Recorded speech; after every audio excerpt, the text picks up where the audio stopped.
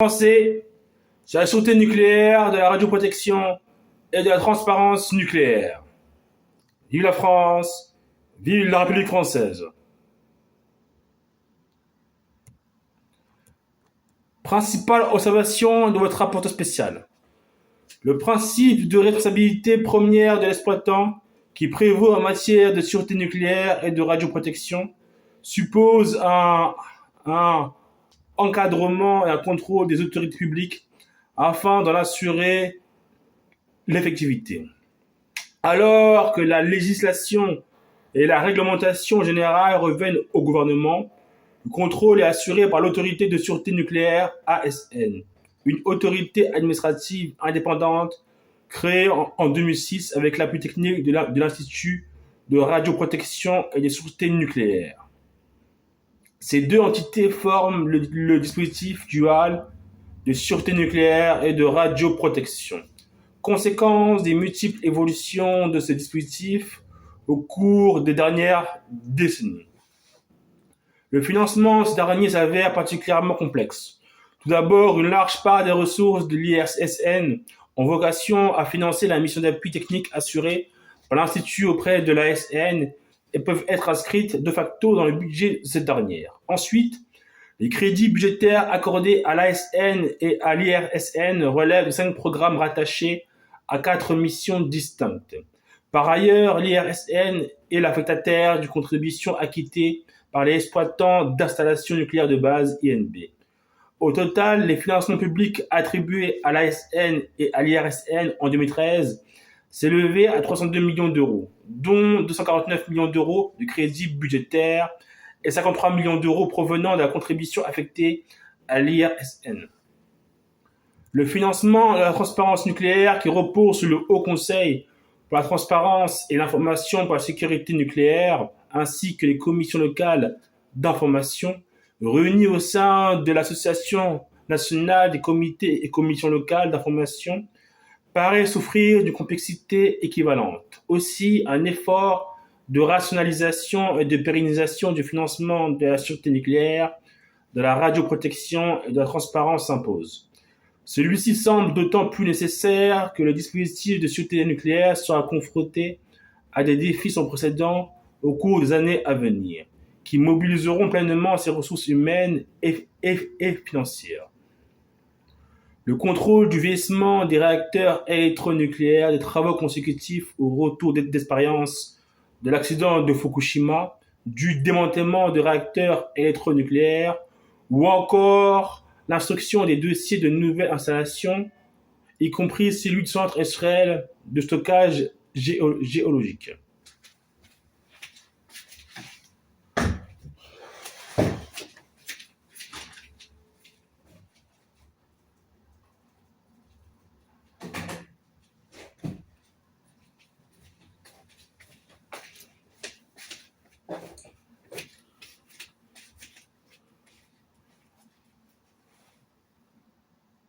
Au lendemain de l'accident de Fukushima, l'enjeu n'est pas seulement financier, mais également démocratique, eu égard à la demande sociale croissante en matière de sûreté et de transparence nucléaire.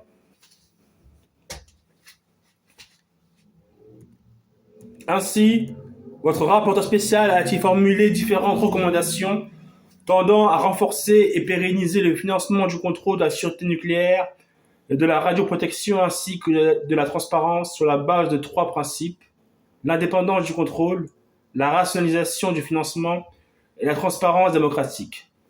Recommandation numéro 1. Faire figurer dans la documentation budgétaire transmise au Parlement le budget de l'autorité de sûreté nucléaire ASN en coût complet. Recommandation 2.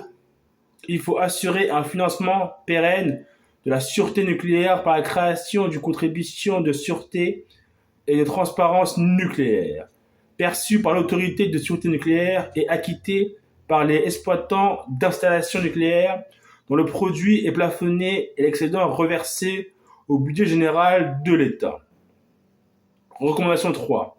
Doter l'autorité de sûreté nucléaire de la personnalité morale.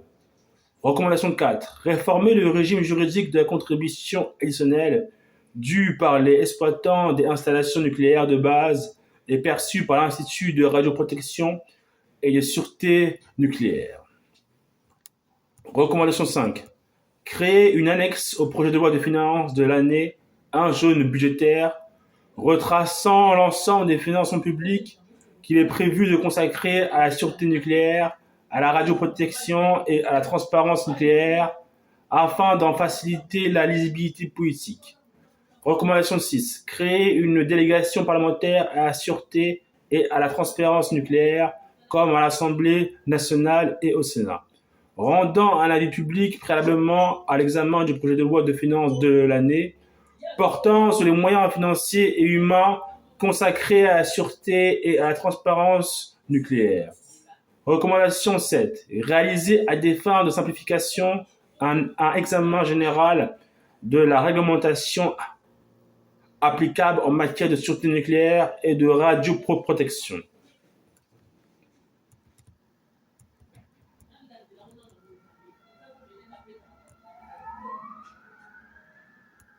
Mesdames, Messieurs, le 11 mars 2021, 25 ans après Tchernobyl, la catastrophe de Fukushima a brutalement réinscrit la question nucléaire au cœur des préoccupations politiques, sociales et environnementales des États industrialisés.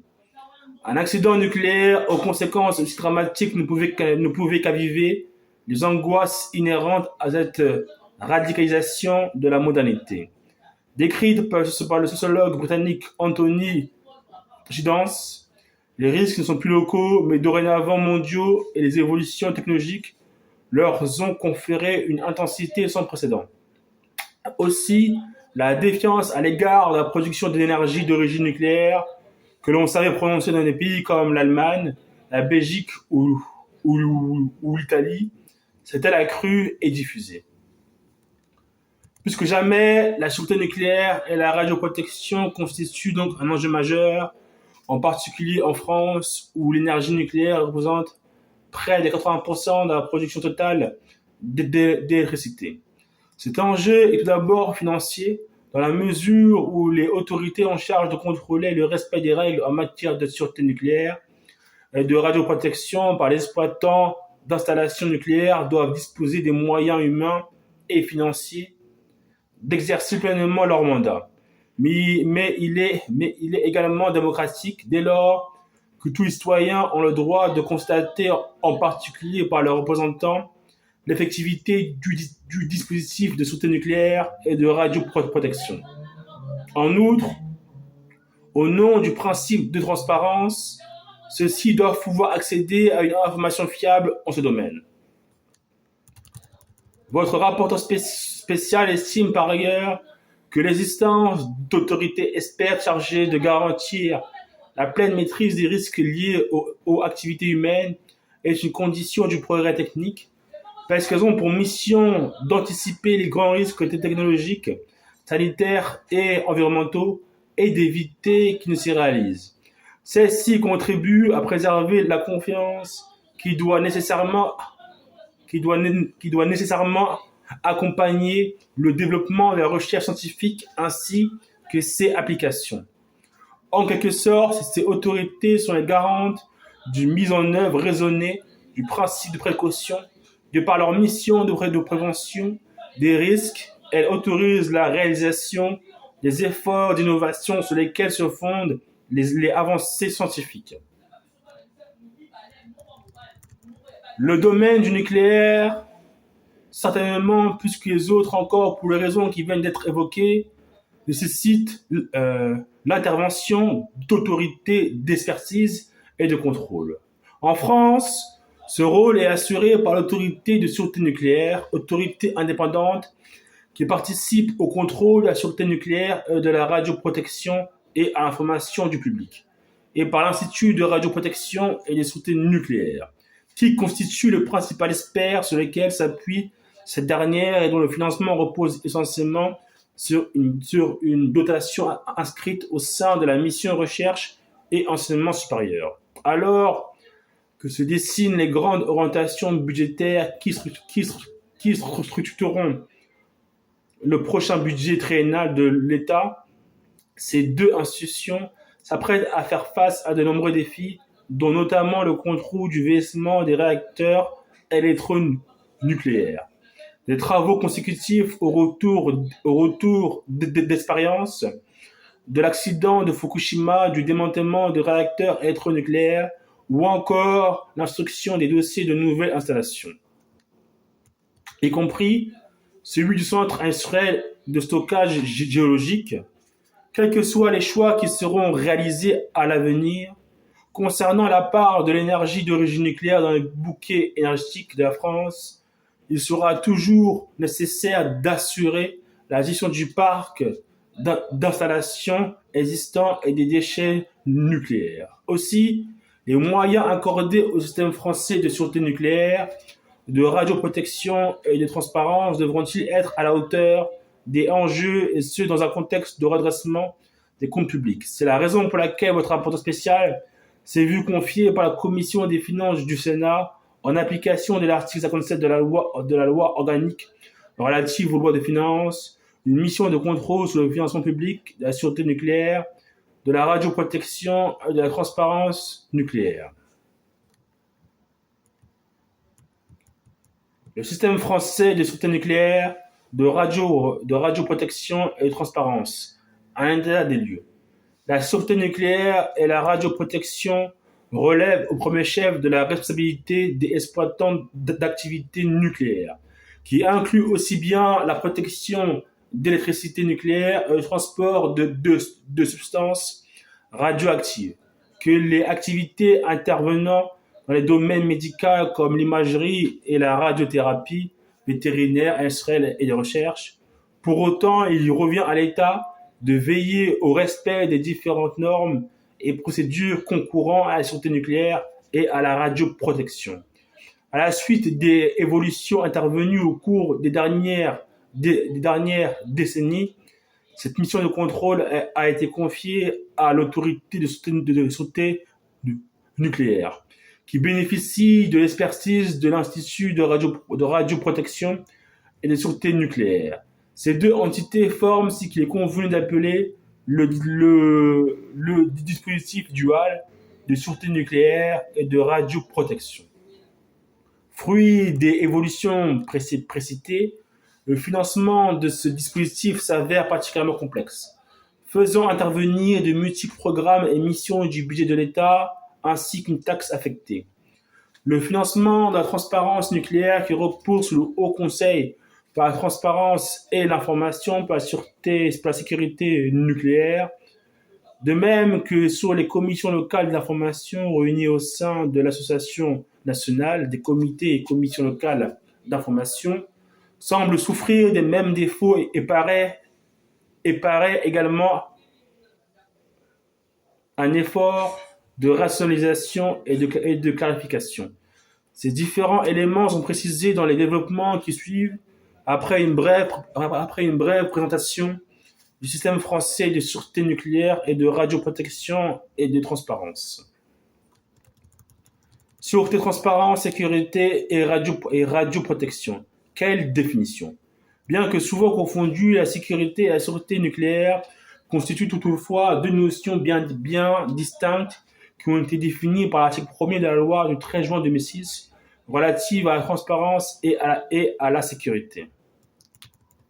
En matière nucléaire, dont les dispositions ont été reprises pour l'essentiel par les articles S25-12 et S591-1 du Code de l'environnement, la sécurité nucléaire, en effet, affiche un périmètre plus large et englobe la sûreté. Ainsi, l'article S591-1 précité indique que la sécurité nucléaire comprend la sûreté nucléaire, la radioprotection, la prévention et la lutte contre les actes de malveillance, ainsi que les actions de sécurité civile en cas d'accident. Ce même article précise également la définition de la sûreté nucléaire qui renvoie à l'ensemble des dispositions techniques et des mesures d'organisation relatives à la conception, à la construction, au fonctionnement, à l'arrêt et au démantèlement des installations nucléaires de base ainsi qu'au transport des substances radioactives prises en vue de prévenir les accidents ou d'en limiter les effets, ainsi que celle de la radioprotection, correspondant à la protection contre les rayonnements ionisants, c'est-à-dire l'ensemble des règles, des procédures et des moyens de prévention et de surveillance visant à empêcher ou réduire les effets nocifs des rayonnements ionisants produits sur les personnes directement ou indirectement, y compris par les atteintes portées à l'environnement. La notion de transparence nucléaire est quant à elle spécifiée à l'article L125-12 du Code de l'environnement qui dispose que celle-ci est constituée par l'ensemble des dispositions prises pour garantir le droit du public à une information fiable et accessible en matière de sécurité nucléaire. Votre rapporteur spécial a souhaité concentrer ses analyses sur le financement public de la sûreté nucléaire, de la radioprotection et de la transparence nucléaire en matière civile. Aussi, le présent rapport ne traite-t-il pas ni de la sécurité nucléaire entendue au sens restreint, soit la lutte contre les actes de malveillance, ni de la sûreté nucléaire et de la radioprotection relative aux activités nucléaires intéressant la défense. En France, la distinction des autorités chargées de la sûreté et de la sécurité nucléaire, l'autorité de sûreté nucléaire et le haut fonctionnaire de défense et de sécurité, placé auprès du ministère de l'écologie, du développement durable et de l'énergie, résulte de la différence fondamentale qui existe entre ces deux missions. Si la sûreté et la sécurité des installations nucléaires relèvent tous deux de la responsabilité première des exploitants, principe sur lequel nous revenons la sécurité nucléaire fait également appel à des moyens spécifiques, placés entre les mains de l'État comme les services de renseignement ou encore les forces de l'ordre. D'ailleurs, il existe peu d'exemples dans le monde où la sûreté et la sécurité sont confiées à une même entité. Aussi, eu égard à sa spécificité et à celle de ses acteurs, la sécurité nucléaire n'est-elle pas étudiée plus avant par votre rapporteur spécial? Sûreté nucléaire et responsabilité des exploitants. En France, l'approche générale de sûreté applicable à toute installation nucléaire repose sur la responsabilité première de l'exploitant. Ce principe fondateur est à ce jour inscrit à l'article L593-6 du Code de l'environnement qui dispose que l'exploitant d'une installation nucléaire de base est responsable de la sûreté de son installation, de même que dans les conventions internationales auxquelles la France est partie.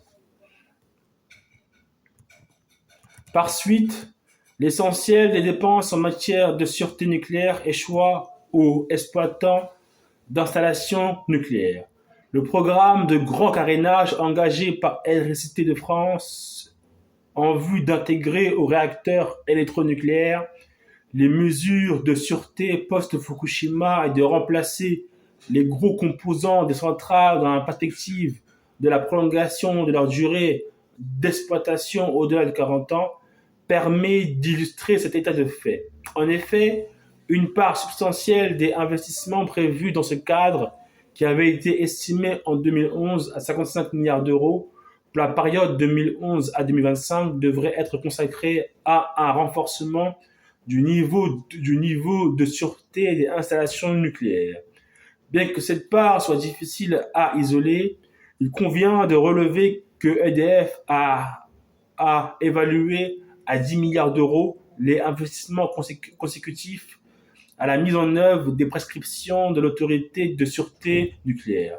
Formulées à la suite des évaluations complémentaires de sûreté et réalisées au lendemain de l'accident de Fukushima, les dépenses consenties du fait de ces prescriptions s'élèveraient à 200 millions d'euros pour Areva.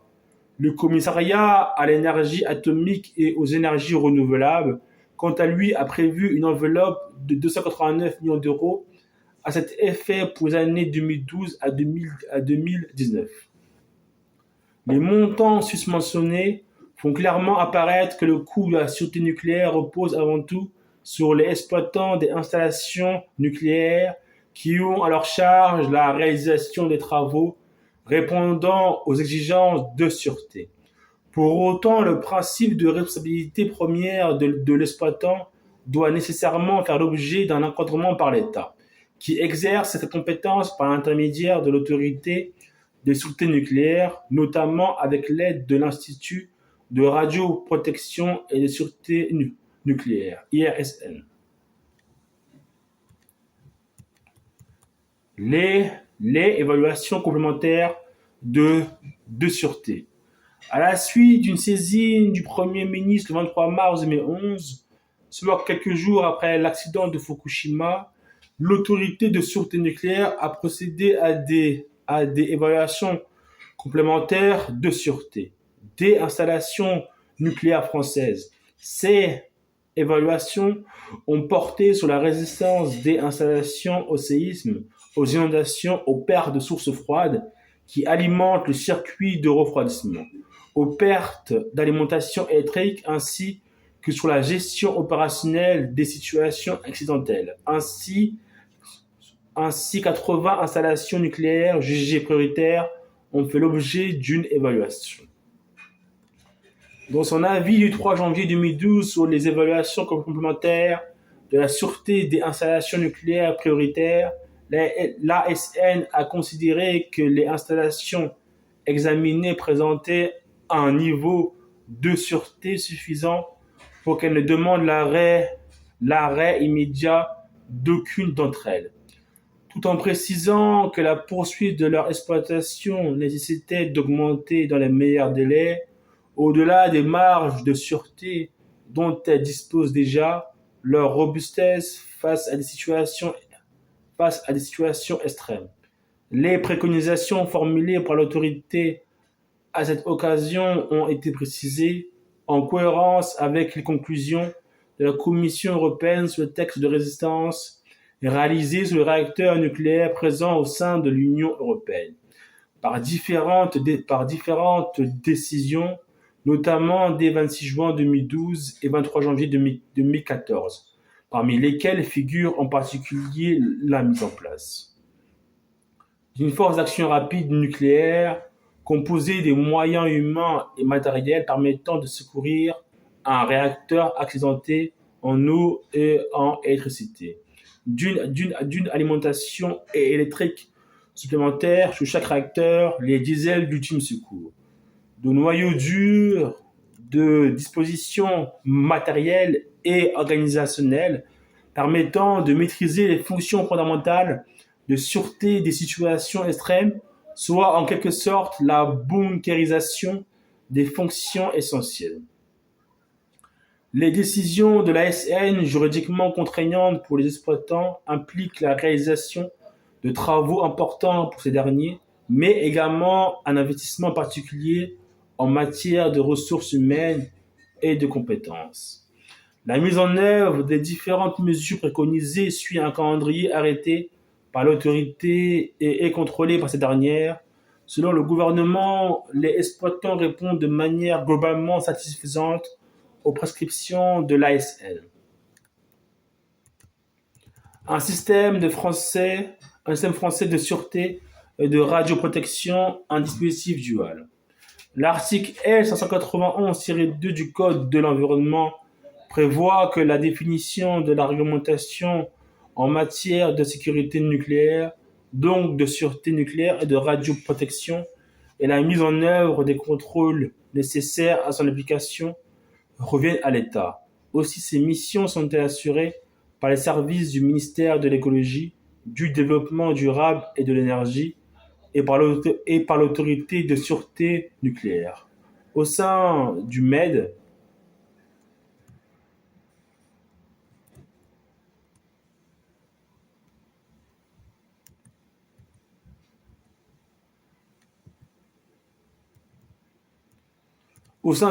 la mission de la sûreté nucléaire et de la radioprotection est chargée de l'ensemble des missions revenant au gouvernement dans les domaines de la sûreté nucléaire et de la radioprotection.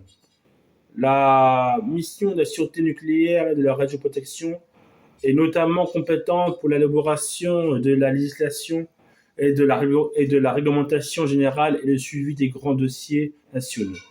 Suite de l'accident de Fukushima, questions de santé publique, etc., relevant de la Direction générale de la prévention des risques, la mission de la sûreté nucléaire et de la radioprotection est placée sous la responsabilité du chef du service des risques technologiques et est composée de 8 agents repartis en 2 équipes, l'une traitant des installations nucléaires de base et assurant le secrétariat du Haut Comité pour la transparence et l'information sur la sécurité nucléaire, et l'autre étant chargée des questions relatives à la radioprotection et au nucléaire de proximité. Mines d'uranium, sites et sols pollués, installations classées par protection de l'environnement. En outre, la mission de sécurité nucléaire et de radioprotection assure le pilotage des procédures individuelles majeures concernant les installations nucléaires de base. Le gouvernement étant compétent après avis de l'autorité de sûreté nucléaire pour accorder les autorisations de création, de modification notable, de mise à l'arrêt définitif et de démantèlement, de changement d'exploitant ou encore de modification du périmètre. Toutefois, il revient à l'ASN de prendre les décisions relatives aux principes étapes de la vie d'une INB. En effet, comme nous allons le voir, c'est à l'autorité que revient la mission de contrôle de la sûreté nucléaire et de la radioprotection. À ce titre, elle bénéficie du concours technique de l'Institut de radioprotection et de sûreté nucléaire avec laquelle elle forme le dispositif dual de sûreté nucléaire et de radioprotection. L'autorité de sûreté nucléaire. L'autorité de sûreté nucléaire est une autorité administrative indépendante instituée par la loi du 13 juin 2006 relative à la transparence et à la sécurité en matière nucléaire. Sa création a constitué l'aboutissement d'un long processus de mise en place d'une expertise en matière de sûreté nucléaire en France. C'est au début de l'année 1960 qu'est fondée sur la base des exemples américains, britanniques et canadiens une commission de sûreté des installations atomiques au sein du commissariat à l'énergie atomique. Celle-ci était chargée d'avaliser toute construction, mise en fonctionnement ou modification des conditions de fonctionnement d'installations nucléaires. Néanmoins, l'arrivée de EDF dans le domaine du nucléaire a conduit à une évolution du système de sûreté. En juin 1967, un groupe d'experts ad hoc pour la sûreté des réacteurs, composé de représentants du CEA, d'EDF et du ministère de l'Industrie, est mis en place qui devient le groupe permanent en 1972. Dans la continuité de ce processus de formalisation de l'expertise en matière de sûreté nucléaire, un échelon administratif est créé en mars 1973 au sein du ministère de l'Industrie pour l'examen de la sûreté des installations nucléaires. Il s'agit du service central de sûreté des installations nucléaires. Ce dernier devient la direction de la sûreté des installations nucléaires en 1991, puis la direction générale de la sûreté nucléaire et de la radioprotection en 2002. Toutefois, la soumission de ces services à l'autorité entière du gouvernement pouvait susciter des interrogations sur l'interaction entre les préoccupations de sûreté nucléaire et de radioprotection et d'autres objectifs que le gouvernement doit aussi assumer, comme veiller à l'approvisionnement énergétique ou jouer son rôle d'actionnaire principal de grands opérateurs du secteur nucléaire. C'est la raison pour laquelle une autorité administrative indépendante a été instituée. La France faisant converger son modèle avec celui des autres pays disposant d'installations nucléaires. Les compétences de l'autorité de sûreté nucléaire. L'article L592-1 du Code de l'environnement dispose que l'autorité de sûreté nucléaire participe au contrôle de la sûreté nucléaire et de la radioprotection ainsi qu'à l'information du public dans ces domaines. À ce titre, elle intervient dans trois champs principaux. Tout d'abord, l'ASN participe à l'élaboration de la réglementation en matière de sûreté nucléaire et de radioprotection. Alors que les règles générales en matière de sûreté nucléaire et de radioprotection sont établies par le gouvernement en lien avec l'autorité, cette dernière donne également un avis sur les principales procédures individuelles concernant les installations nucléaires de base. Par ailleurs, elle dispose d'un pouvoir décisionnel propre soumis à l'homologation du gouvernement pour préciser les décrets et arrêtés portant sur la sûreté et la radioprotection. Il en va ainsi pour ce qui est de la mise en service des installations, de leur déclassement, de l'édiction de prescriptions techniques particulières, l'autorisation ou l'enregistrement d'une ICPE située à l'intérieur du périmètre du INB et des modifications non notables des installations.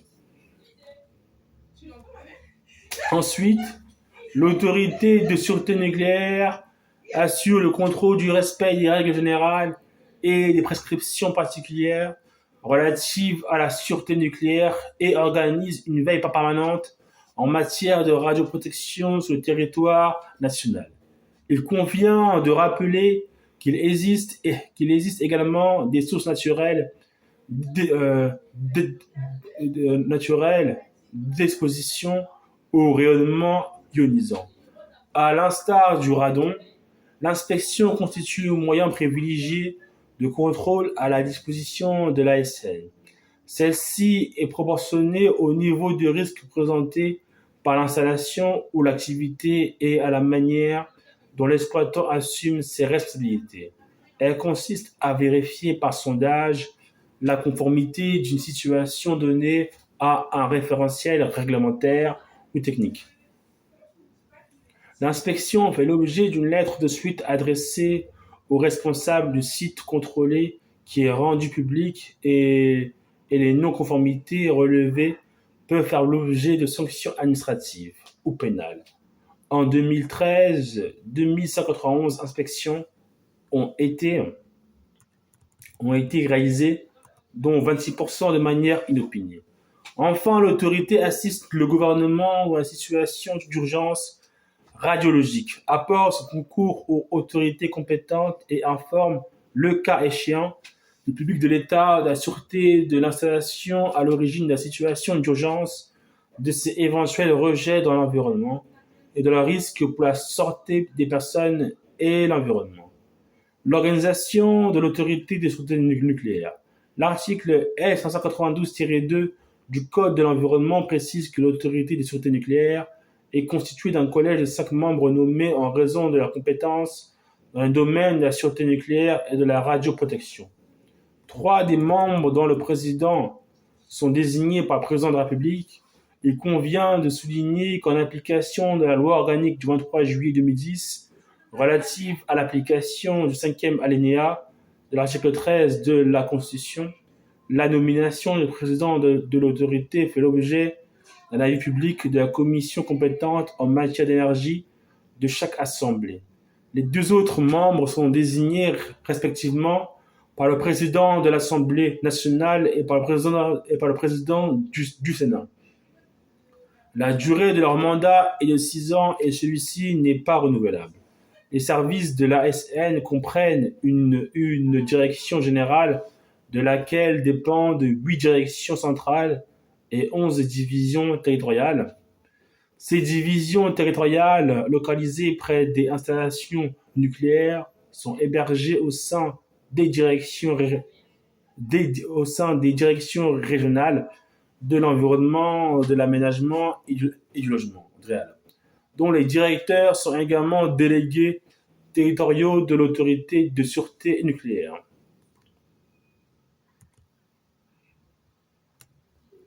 Des modalités de financement complexes. À la suite de la création du service central de sûreté des installations nucléaires en 1973, L'article 17 de la loi du 27 décembre 1975 de finances rectificatives pour 1975 a institué un système de redevance en application duquel les exploitants des installations nucléaires de base étaient assujettis au paiement de redevances perçues au titre des demandes d'autorisation de création et des autorisations réglementaires subséquentes, ainsi qu'au paiement de redevances annuelles. Le produit des redevances ainsi perçues, dont le montant était fixé en loi de finances, était rattaché au budget de l'industrie par la voie de fonds de cours et servait à assurer le financement du dispositif de sûreté nucléaire. Toutefois, l'article 43 de la loi du 30 décembre 1999 de finances pour 2000 a substitué à ce système de redevance une taxe sur les installations nucléaires de base. Dite taxe redevance, une taxe sur les installations nucléaires de base, dite taxe INB, affectée au budget général de l'État. Aussi, corrélativement, il a été procédé à la budgétisation des crédits correspondant à la mission de contrôle des installations nucléaires qui relevait alors de la direction de la sûreté des installations nucléaires. Ces modalités de financement sont restées inchangées jusqu'à aujourd'hui. La taxe sur les installations nucléaires de base, dont le produit s'élevait à 580 millions d'euros en 2013, demeure affectée au budget général de l'État et l'autorité de sûreté nucléaire et est financée par des crédits budgétaires. Pour autant, les modalités de financement de l'ASN s'avèrent relativement complexes. Les ressources de cette dernière dépendent directement ou indirectement de programmes distincts ainsi que d'une taxe affectée à l'Institut de radioprotection et de sûreté nucléaire. Les moyens de fonctionnement de l'autorité sont inscrits au sein du programme 181 Prévention des risques et de la mission Écologie, Développement et Aménagement durable. Les crédits exécutés dans ce cadre s'élevaient à 52 millions d'euros en 2013. Cette enveloppe intègre depuis 2012 les crédits de fonctionnement des divisions territoriales de l'ASN, hébergées par les directions régionales de l'environnement, de l'aménagement et du logement. Ces crédits relevaient auparavant du programme 217, Conduite et pilotage des politiques de l'écologie, de l'énergie, du développement durable et de la mer, et ont été estimés à 1,4 million d'euros en 2012. Ce regroupement des crédits de fonctionnement a constitué une simplification non négligeable de la maquette budgétaire.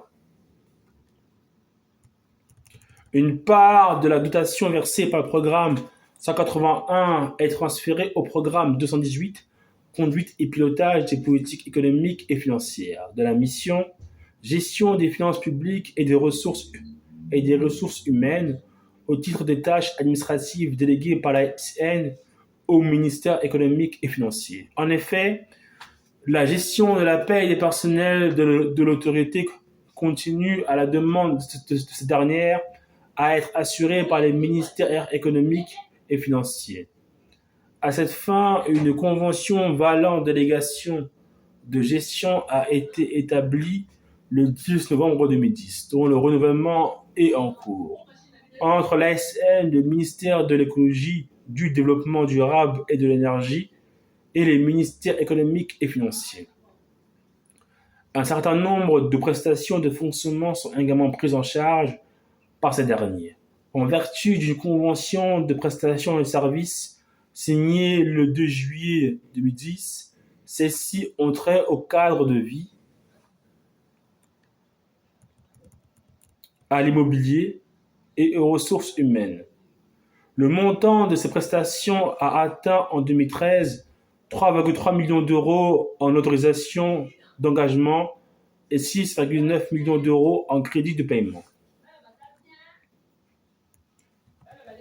Le financement de l'autorité repose donc à ce jour en coût direct sur deux programmes, les programmes 181 et 218.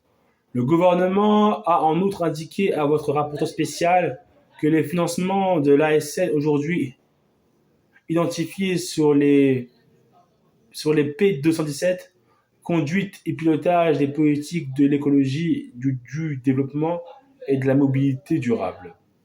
P333, moyens mutualisés des administrations déconcentrées, mission direction de l'action du gouvernement, et 309, entretien des bâtiments de l'État, mission gestion des finances publiques et des ressources humaines.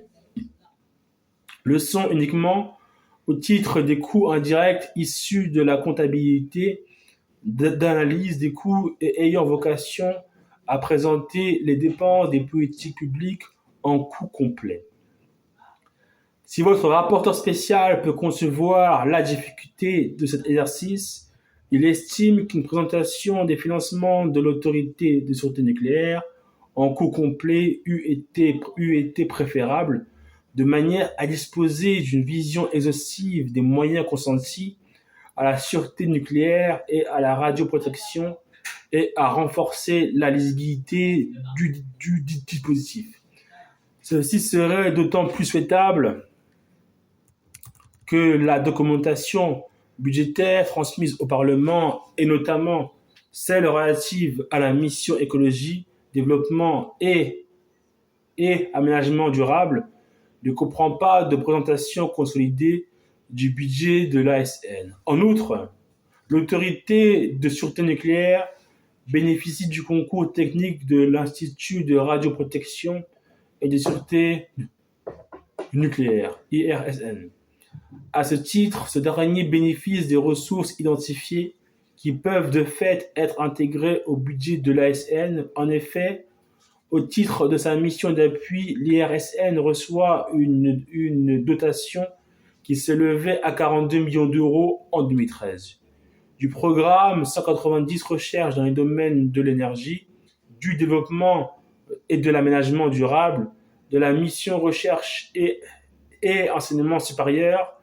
À cela vient s'ajouter la part dédiée à cet effet de la contribution due par les exploitants des installations nucléaires de base pour 40 millions d'euros en 2013. Au total, sans qu'il soit tenu compte des coûts indirects découlant des activités de l'autorité de sûreté nucléaire, les moyens financiers mis à la disposition de cette dernière ont atteint 140 millions d'euros en 2013. Depuis 2010, le budget de l'ASN, tenant compte des financements dédiés à la mission d'appui de l'IRSN, ont progressé de 12%. Cette évolution résulte notamment d'une part de l'abondement à compter de 2012, de l'enveloppe portée par le programme 181 à hauteur de 4 millions d'euros pour rembourser la mise à disposition de 22 emplois supplémentaires par l'IRSN. Décidé au lendemain de l'accident de Fukushima et d'autre part du relèvement des moyens conférés à l'IRSN au titre de sa mission d'appui, l'État s'est de toute évidence attaché à concilier renforcement du dispositif de sûreté nucléaire et de radioprotection à la suite de l'accident de Fukushima et redressement des comptes publics. Aussi, dans le cadre du budget triennal 2013-2015, les moyens budgétaires de l'ASN ont été stabilisés au niveau atteint en 2012. Et celle-ci a engagé une politique d'optimisation de la dépense qui a conduit à mettre en œuvre différentes mesures d'économie, notamment en ce qui concerne ses moyens de fonctionnement courant. Les moyens de l'autorité de sûreté nucléaire. Conformément à l'article N592-12 du Code de l'environnement, les moyens dont peut disposer l'autorité de sûreté nucléaire comprennent des personnels sous plafond d'emploi, fonctionnaires et contractuels, et des personnels mis à disposition, provenant de différentes institutions telles que l'Institut de radioprotection et de sûreté nucléaire, le Commissariat à l'énergie atomique et aux énergies renouvelables, l'Assistance publique hôpitaux de Paris, l'Agence nationale pour la gestion des déchets radioactifs ou encore les services départementaux d'incendie et de secours. La masse salariale de l'autorité, qui atteignait 40 millions d'euros environ en 2013, s'impute sur les crédits du programme 181. En 2013, les personnels sous plafond d'emploi représentaient 361 équivalents temps plein travaillés et les personnels mis à disposition 104 personnes physiques. Entre 2010 et 2013, le nombre de personnels sous plafond a progressé de 16 ETP-PT et celui du personnel MAD de 21 personnes. En effet, il convient de rappeler qu'à la suite de l'accident de Fukushima, des emplois ont été créés au profit de l'IRSN, dont la moitié devait être mis à disposition de l'ASN. C'est donc essentiellement par le biais de ces mises à disposition que les moyens humains de l'autorité ont été renforcés après 2011. Une part substantielle du personnel de l'autorité est en charge des missions d'inspection dans les domaines tant de la sûreté nucléaire que de la radioprotection, comme le montre le tableau ci-avant. En tout état de cause, comme le faisaient déjà apparaître les modalités de financement de l'ASN, présenter précisément les moyens dont dispose cette dernière ne peuvent être appréhendés de manière exhaustive sans qu'il soit tenu compte de la mission d'appui exercée par l'IRSN pour laquelle ce dernier reçoit des ressources identifiées. L'Institut de radioprotection et de sûreté nucléaire. L'Institut de radioprotection et de sûreté nucléaire est un établissement public industriel et commercial EPIC issu de la fusion en 2001 de l'Office de protection contre les rayonnements ionisants et de l'Institut de protection et de sûreté nucléaire, créé en 1980 en tant qu'entité du commissariat à l'énergie atomique. L'IRSN regroupait les experts de la sûreté nucléaire et de la radioprotection de ce dernier. Aussi, depuis lors, les services administratifs qui ont précédé l'autorité de sûreté nucléaire exerçaient leurs compétences avec l'appui technique de l'IRSN. Le système dual de sûreté nucléaire et de radioprotection trouve donc ses origines dès avant la création de l'autorité de sûreté nucléaire ASN et de l'IRSN. Le fonctionnement de l'Institut de radioprotection et de sûreté nucléaire est précisé par le décret du 22 février 2002. Celui-ci est l'expert public en matière de recherche et d'expertise relative aux risques nucléaires et radiologiques. Aussi, l'IRSN traite-t-il l'ensemble des questions scientifiques et techniques associées à ces risques, et ce aussi bien en France qu'à l'étranger. Conformément à l'article 1er du décret précité, l'IRSN exerce, à l'exclusion de toute responsabilité d'exploitants nucléaires, des missions dans les domaines suivants: la sûreté nucléaire, la sûreté des transports de matières radioactives et fissiles, la protection de l'homme et de l'environnement contre les rayonnements ionisants et la protection des installations nucléaires et des transports de matières radioactives et fissiles contre les actes de malveillance. À titre principal, les travaux réalisés par l'Institut visent à apporter un appui technique au pouvoir public et à l'ASN en matière de sûreté nucléaire et de radioprotection, mais également en ce qui concerne la sécurité nucléaire et le nucléaire de défense. Ceci explique la diversité des sources de financement de l'Institut à ce jour. En effet, au titre des différentes missions susmentionnées, l'IRSN perçoit tout à la fois des financements budgétaires et extra-budgétaires, auxquels viennent s'ajouter les produits résultant des prestations commerciales offertes par celui-ci, les ressources budgétaires et extra-budgétaires de l'IRSN. L'essentiel de l'enveloppe budgétaire de l'IRSN provient du programme 190 Recherche dans les domaines de l'énergie, du développement et de l'aménagement durable. De la mission Recherche et enseignement supérieur, les crédits versés par l'intermédiaire de ce dernier se sont élevés à 200 millions d'euros en 2013. Et c'est au titre de 4 domaines distincts: recherche et mission de service public, appui au pouvoir public, appui à l'autorité de sûreté nucléaire, sûreté et radioprotection des activités de défense, contrôle des matières nucléaires, protection contre la malveillance. À cela vient s'ajouter une dotation du programme 212, soutien de la politique de la dépense de la mission défense, qui était de 3,4 millions d'euros en 2013.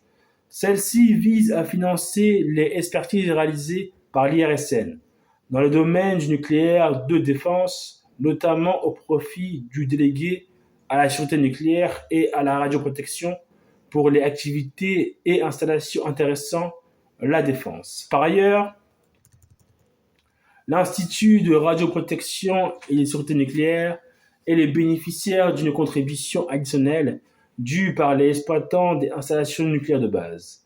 Cette dernière a été créée par l'article 96 de la loi du 29 décembre 2010 de finances rectificatives pour 2010. La création de cette contribution a résulté des travaux engagés dans le cadre du contrat d'objectifs entre l'État et l'IRSN pour la période 2006 à 2009, portant sur les possibilités d'adaptation des mécanismes de financement des activités d'expertise assurées par l'Institut en appui technique des autorités publiques et notamment de l'autorité de sûreté nucléaire.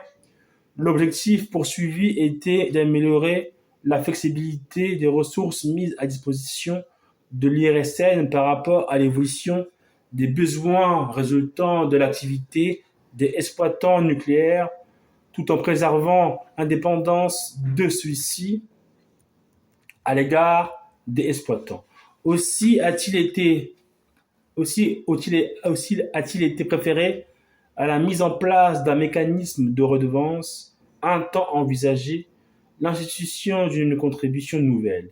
Il convient de rappeler qu'avant l'établissement effectif de la contribution en 2007, l'IRSN a bénéficié de l'attribution d'une part du produit de la taxe sur les installations nucléaires de base, dite taxe INB, pour un montant de 10 millions d'euros. Le régime de la contribution perçue par l'IRSN est proche de celui de la taxe INB. Le montant de la contribution est déterminé pour chaque catégorie d'installation: réacteur nucléaire de production d'énergie, usine de traitement de combustible irradié, par application d'un coefficient multiplicateur à somme forfaitaire. Cette somme forfaitaire tient lieu d'assiette à la contribution et la loi précise les limites dans lesquelles les coefficients peuvent être déterminés par arrêté des ministres chargés du budget, de l'énergie et de l'écologie.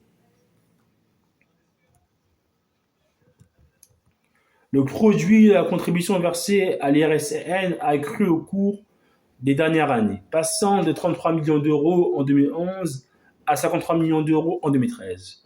En l'état actuel du droit, le montant potentiel maximal du produit de cette contribution est de 66 millions d'euros. L'attribution de la contribution à l'Institut n'a pas conduit à un accroissement net d'un même montant des ressources de celui-ci, puisqu'une baisse de ces crédits budgétaires est intervenue corrélativement en 2011. Pour autant, les moyens financiers de l'IRSN ont été relevés à la suite de l'accident de Fukushima. Les actions mises en place en 2011, audit des installations et évaluation complémentaire de sûreté, mobiliseront l'expertise de l'Institut au cours des prochaines années. Aussi, pour permettre à ce dernier d'absorber la charge de travail supplémentaire et contribuer au financement des évaluations complémentaires de sûreté. Une levée partielle de la réserve de précaution du programme 190 est intervenue en 2011 pour un montant de 5,5 millions d'euros.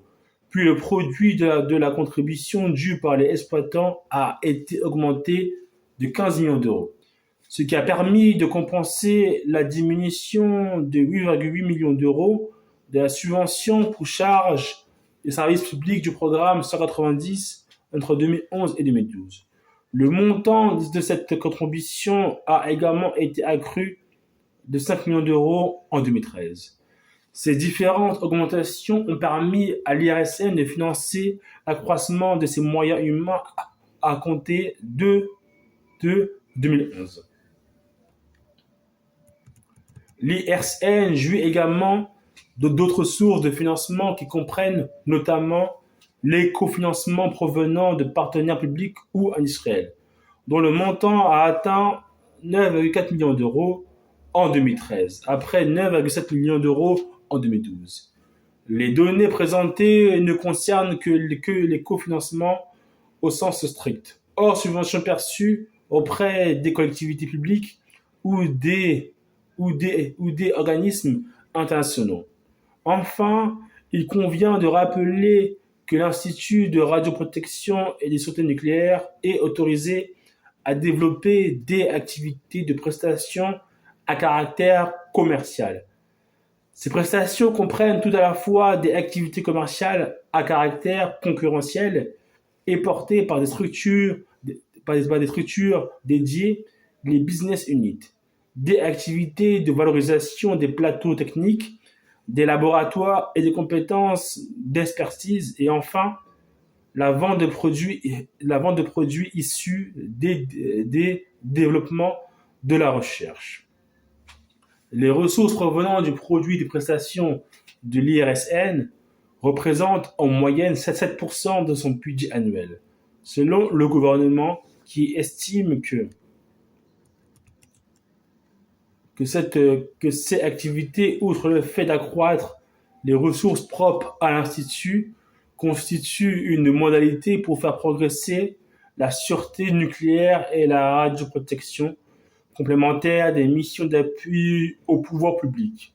Au total, le budget de l'IRSN atteignait 293 millions d'euros en 2013, dont 255 millions d'euros de financement public, comprenant 202 millions d'euros de crédits budgétaires et 53 millions d'euros de taxes affectées. Pour conclure, ces développements relatifs aux moyens financiers de l'IRSN, il convient de relever que celui-ci a été mis à contribution du redressement des comptes publics dans le cadre du budget triennal 2013 à 2015. La partie du budget de l'Institut financée par des subventions pour charges de services publics a été diminuée de 15 millions d'euros au total sur 3 ans. À cette baisse programmée s'est ajoutée une réduction supplémentaire de 15 millions d'euros, recul de la SCSP, du programme 190 de 20 millions d'euros sur l'exercice 2014, partiellement compensé par l'augmentation de la contribution de 5 millions d'euros pour 2013 et 2014. Si le gouvernement précise que cette diminution n'a pas impacté les moyens dédiés à l'appui technique, votre rapporteur spécial regrette que celle-ci ait été réalisée au détriment des activités de recherche de l'Institut, qui constituent selon lui une dimension essentielle du dispositif de sûreté nucléaire et de radioprotection. Les moyens humains de l'IRSN. En 2013, le nombre d'emplois rémunérés par l'IRSN s'élevait à 1603 équivalents temps plein, correspondant à 1657 sous plafond d'emploi et à 46 ETP hors plafond. Ainsi, comme le fait apparaître le tableau ci-après, le nombre d'emplois rémunérés a cru de 27%, de 27 ETP entre 2010 et 2013. Cette hausse résulte d'une évolution contrastée des emplois sous plafond et de ceux hors plafond. À la suite de l'accident de Fukushima, a été acté par le gouvernement le principe du recrutement par l'Institut de 44 salariés supplémentaires, dont 22 destinés à être mis à disposition de l'autorité de sûreté nucléaire. En outre, le plafond d'emploi de l'établissement initialement soumis à une baisse de 108 ETP, a bénéficié d'une correction technique à la hausse en 2013, ce qui a limité la baisse du plafond à 72 ETP au cours du triennal 2012 à 2015.